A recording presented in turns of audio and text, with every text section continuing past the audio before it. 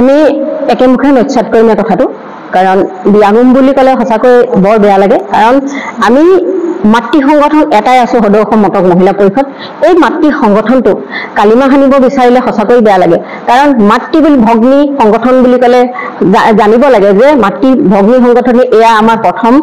project যেহেতু আমি কামখিনি মটক জনগোষ্ঠীৰ উন্নতি হতে কৰি আহিছো আমি যেহেতু ভূমিপুত্ৰ হিচাপে আমি কিছুমান চৰকাৰৰ পৰা আদায় কৰিবলৈ বিচাৰিছিলো আমাৰ নিজৰ প্ৰাপ্য অধিকাৰ গতিকে সেই অনুপাতে আমাৰ 125 কোটি টকা আমাৰ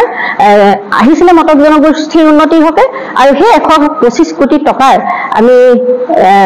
ডিমান্ড কৰিছিলো যে আমাৰ মটক মহিলাসকলৰ বাবে যেহেতু প্ৰতিষ্ঠিতভাৱে এটা কৰি আমি যাতে কিবা প্ৰতিখন জিলাতে দিব পাৰো হাতখন জিলাতে মটক জনগোষ্ঠী অধিষ্ঠিত অঞ্চলত হে আমি তেওঁলোকৰ ওচৰত আবেদন নিবেদন কৰিছিলো সেই হিচাপে আমি এটা সাহায্য পুঁজি পাইছিলো এই সাহায্য পুঁজিৰ পৰা আজি আমি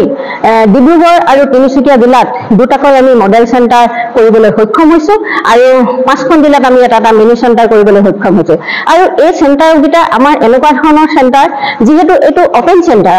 আমাৰ মটক জনগোষ্ঠীৰ মহিলাসকলৰ কাৰণে এইটো আমাৰ সদায় খোলা থাকিব কাৰণ তেওঁলোকৰ আমি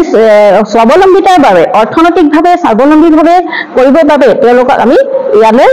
3 মাহে আমি প্ৰশিক্ষণ দি আছো আৰু এই প্ৰশিক্ষণ হেণ্ডাই আৰু ফেশ্বন ডিজাইনিং চিলাই মেচিনৰ দ্বিতীয়টো আমাৰ হেণ্ডলুম আৰু আমি এই জগতে আপোনালোকক ক'ব বিচাৰো যে খুব গৌৰৱান্বিত হৈছো আমি 50 ফিট দীঘল এখন মটক জনগোষ্ঠীৰ গামোচা এইটো চেণ্টাৰতে আমি তৈয়াৰ কৰি উলিয়াইছো আৰু সকলোৱে যাতে এই চেণ্টাৰলৈ আহি আমাক সহায় সহযোগিতা আগবঢ়ায় আৰু ইমানবোৰ বস্তু আছে যিখিনি বস্তু আমাৰ মটক জনগোষ্ঠীৰ বস্তু মটক শিপিনীসকলৰ বস্তু গতিকে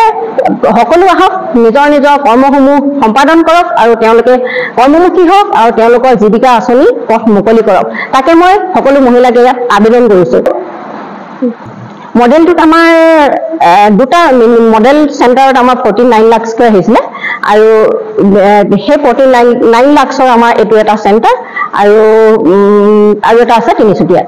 চক আমাৰ এখন গাইডলাইন আছে যিখন গাইডলাইনত আমি ফলো কৰি আজি কাম কৰি আহিছো কাৰণ এই গাইডলাইনখন এনেকুৱা ধৰণৰ যে যেতিয়া 50 লাখ টকাৰ ওপৰত হয় আমাৰ মটক জনগোষ্ঠীৰ সেই কৰ্মসমূহত টেণ্ডাৰ মাৰিব লাগে আৰু সেই টেণ্ডাৰ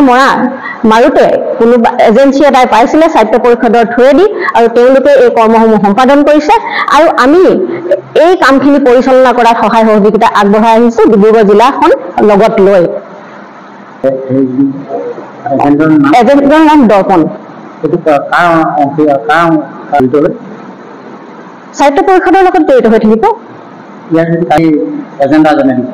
আমি দিব নালাগে নাই আমি একোতে খৰচা আমাৰ হেৰি নাই কাৰণ টেণ্ডাৰ মাৰিলে এজনে জানিব যে তেওঁহে খৰচা কৰিব গতিকে আমি সেইখিনি আমাৰ হেৰি নহয় কিমানটা চিলাই মেচিন আছে আপোনালোকৰ আমাৰ 35টা চিলাই মেচিন আছে 10 জন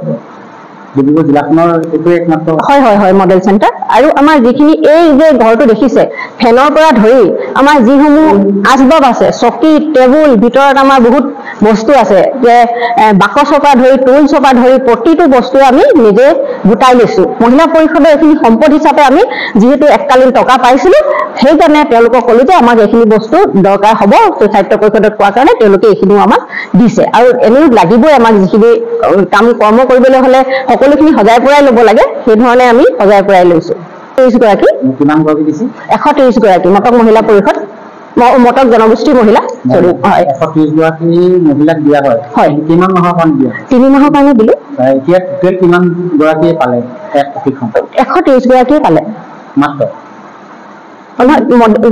মানে